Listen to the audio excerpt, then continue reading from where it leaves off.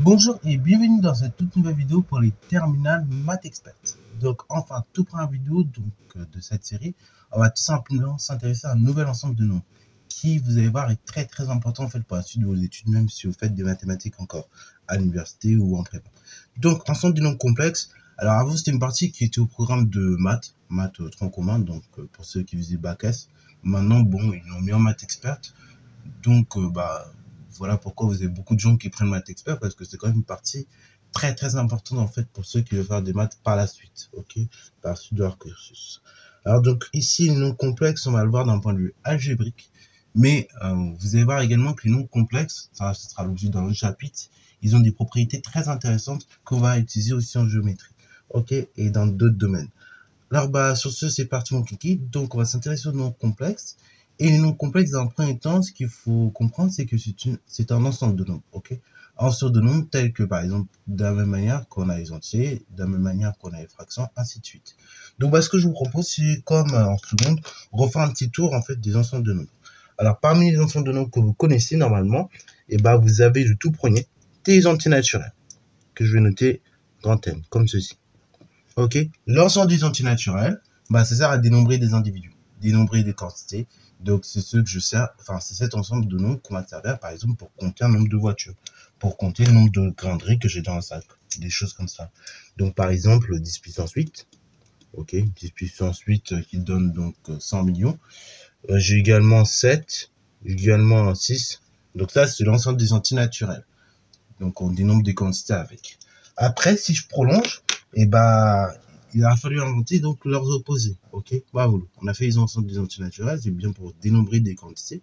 Mais par exemple, dans certains domaines, notamment la finance, on peut avoir aussi, on peut tomber en dessous de zéro. Ok, et donc, dans ce cas-là, on a dû inventer les opposés, c'est-à-dire les ensembles de nombres relatifs, les ensembles des nombres entiers relatifs. Ok, que l'on note grand Z. Alors, grand Z, comme dit Salle, si je ne me trompe pas, donc en allemand. Et donc, Salle, ici, c'est nombre, ok? Donc, les entiers relatifs, donc là, ce sont les entiers naturels, suivis de leurs opposés. Donc, moins 10 puissance 8, moins 7, ou encore 6, ok? Vous voyez? Donc, c'est l'ensemble des entiers naturels.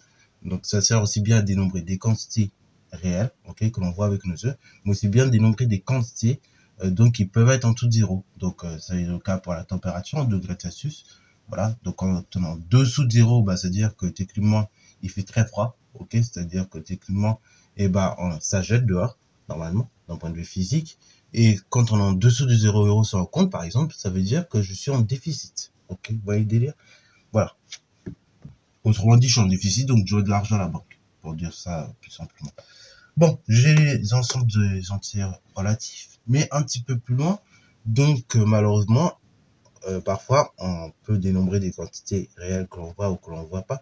Mais parfois, donc, notamment quand on va faire les courses, on est obligé d'utiliser un autre ensemble de nombres, qui est l'ensemble des décimaux, ok, que je vais noter grand D. Ok, l'ensemble des décimaux, il est un petit peu particulier. C'est-à-dire, donc, on note grand D, comme ci-dessous. C'est-à-dire que cet ensemble est utilisé pour, cette fois-ci, dénombrer des quantités, ok, des quantités, mais cette fois-ci, donc, de l'argent notamment. Et on l'écrit de la façon suivante, sous la forme A divisé par 10, ok, A divisé par une puissance de 10, précisément. Avec A en entier naturel, ok, ou entier relatif pour le coup. Là, c'est plutôt un entier relatif divisé par une puissance de 10. Par exemple, on peut prendre moins 6,4. Vous êtes bien d'accord, c'est moins 64 dixièmes. Ok, si je divise 64 par 10, ça fait 6,4. Combien de moins? Ça fait moins 6,4. Après, on peut prendre, par exemple, 7 centièmes. Là, encore une fois, c'est un nombre décimal parce que j'ai écrit ça en forme d'un nombre entier divisé par une puissance de 10 parce que 100, c'est 10 puissance 2. Ok? Donc ça, c'est les décimaux. Un petit peu plus loin, des fois, il y a des partages, il y a des comptes qui se font pas parfaitement. Ok? Par exemple, quand je coupe une part de gâteau en 6, je vais pas dire ça fait 0, quelque chose. Non. Là, je vais avoir un nombre décimal, je vais avoir une écriture décimale, donc dite périodique, mais qui va être très longue. Donc là, on a inventé un nouvel ensemble qui est l'ensemble des fractions, ok, que je vais noter Q, ou également l'ensemble des nombres rationnels. Donc là, c'est de la forme A sur B, avec A et B des entiers naturels, ou bien entiers relatifs. Donc par exemple, moins 6 septième, 8 neuvième, ou encore 6, par exemple, sur 17. Ok. Donc là, tous les nombres que je viens d'écrire, hein, qui sont de la forme un nombre entier divisé par un nombre entier, ou un nombre relatif divisé par un entier relatif divisé par un entier relatif, là, ce sont tout simplement des fractions, ou bien des nombres rationnels. Ok. Et un peu plus loin, donc, il y a certains nombres qui ne peuvent pas s'écrire malheureusement sous cette forme-là. Un entier relatif divisé par un entier relatif, on peut l'écrire parfois. Donc, dans ce cas, on dit que ces nombres-là, ils sont dits irrationnels. Et donc, on rentre dans l'ensemble des nombres réels que vous avez manipulés normalement depuis la seconde, en fait. Et même depuis un petit moment. Donc, l'ensemble des nombres réels, il y a un certain nombre réel que vous connaissez depuis un petit moment, tel que pi. Pi, c'est 3, 14, 15, ainsi de suite. C'est un certain nombre de décimales qui se répètent en plus de façon non périodique. Et en plus, on peut l'écrire sur la forme d'une fraction. Alors, on peut faire une approximation, ça fait à peu près 22 septièmes en fraction. Mais ça reste une approximation, il y a quand même des imperfections. On peut pas l'écrire parfaitement sur la forme d'une fraction. A sur B. J'ai E, ok, E pareil.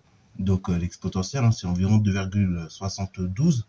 Pareil, on peut pas l'écrire sous forme de fraction. J'ai racine de 2, ça marche pareil aussi. Et au-delà, on a dû créer un nouvel ensemble. Parce que ça, c'est dû notamment à certaines résolutions d'équations. Depuis un petit moment, je l'ai toujours dit, un carré ne peut pas être négatif. Ceci est vrai pour les réels.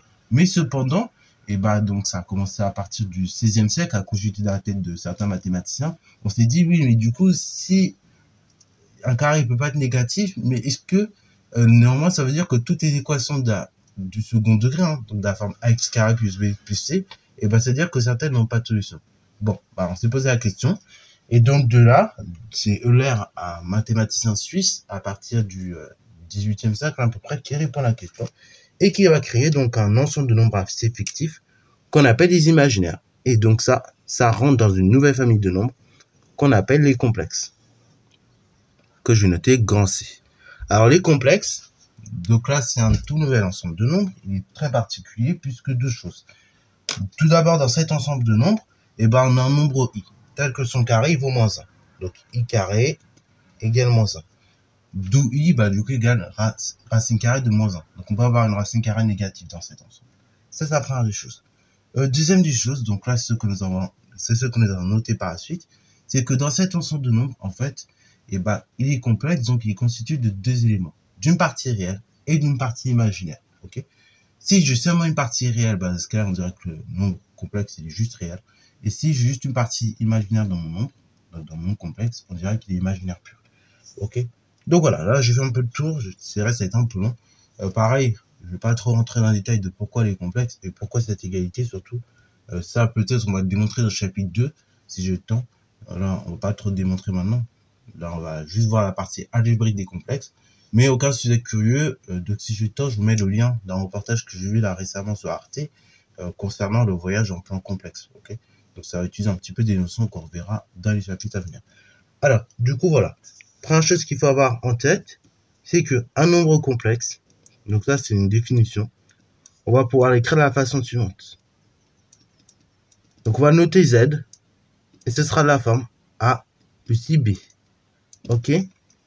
Vous voyez le délire? Donc un nombre complexe, notez Z, hein, c'est de la forme A plus IB. Ça, c'est ce qu'on appelle l'écriture algébrique. Donc ça, c'est l'écriture algébrique. Et donc, mes coefficients A et B, ils vont jouer un rôle particulier. Le nombre A que vous voyez juste à gauche, ça, c'est la partie réelle.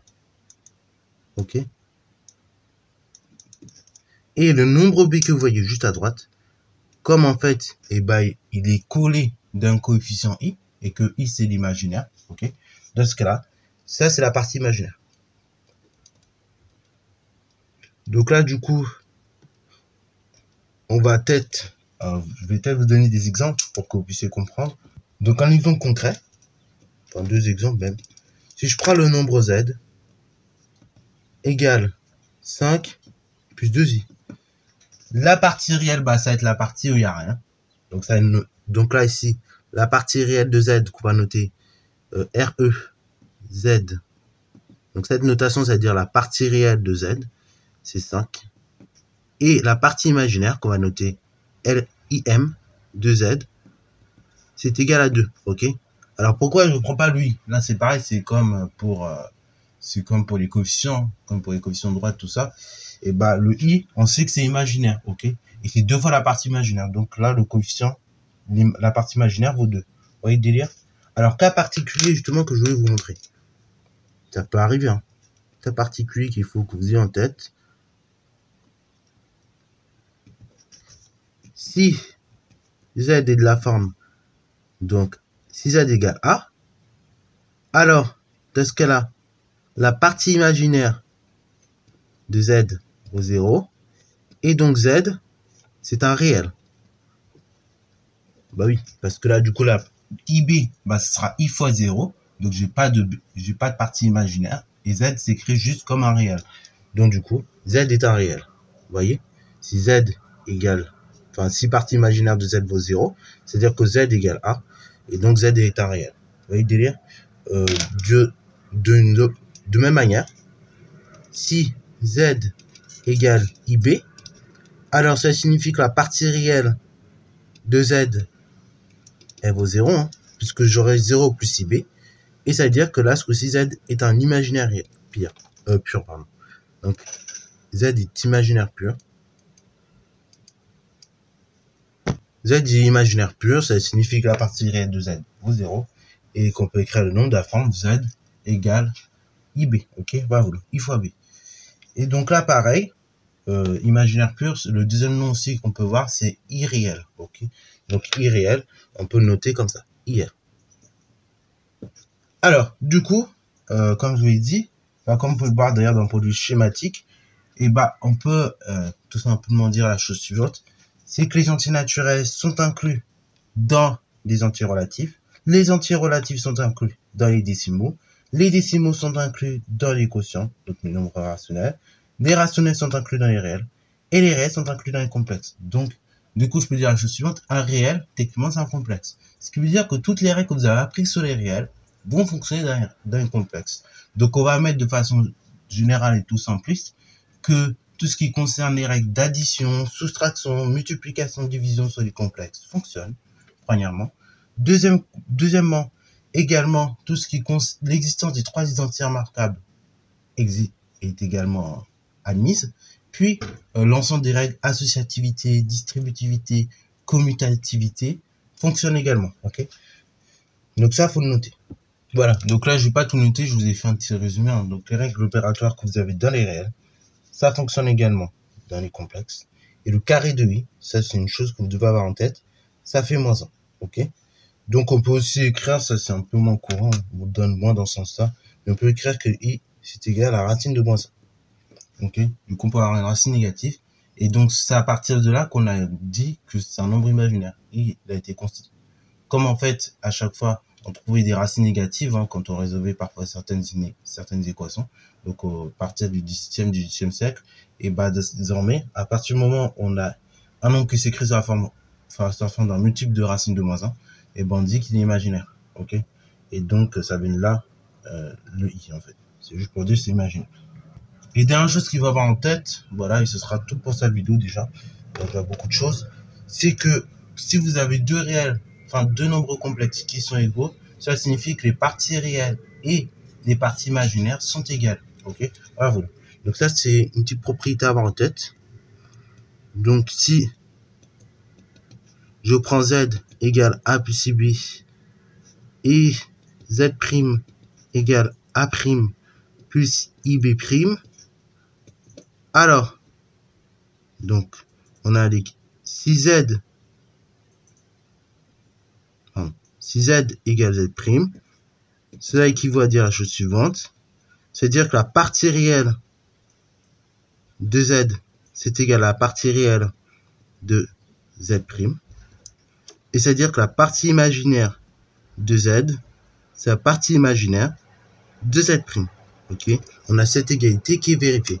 À partir du moment où vous avez deux complexes qui sont égaux. Ok? C'est-à-dire que la partie réelle et la partie imaginaire sont égales. Ok? Bravo. Et ben voilà, c'est tout pour cette vidéo. Je pense qu'on a fait le tour déjà des petites définitions sur les complexes. Donc après, il y aura des petites vidéos pour s'entraîner encore une fois à faire des calculs sur les complexes. Je n'essaie pas oublier, je vous mets la vidéo sur Arte. Ok, voir si ça peut vous intéresser, voir un petit peu l'origine des complexes en fait. Donc là, c'est un petit voyage sur les complexes. voilà, je pense que ça peut être intéressant pour vous. De même, en fait, même si ça vous intéresse pas spécialement, vous pouvez au moins regarder de prendre 1 minute, voir comment comment ces notions en fait sont introduites. Parce que la façon dont les notions sont introduites, ça j'aime bien, et ça peut même vous aider pour vos grands oraux. Donc ça peut déjà donner des petites idées de manière d'introduire le grand oral, ok. Que ce soit pour ceux qui font maths et physique, parce que c'est vrai que c'est un peu difficile, je vous l'avoue. Le grand oral tel qu'il est proposé actuellement, puisque on n'a pas droit au tableau normalement. Donc voilà. Sur ce, ça fin de cette vidéo. J'espère qu'elle t'a plu. Si c'est le cas, n'hésite pas à la liker, commenter et voilà, c'est à toi en mathématiques et en sciences.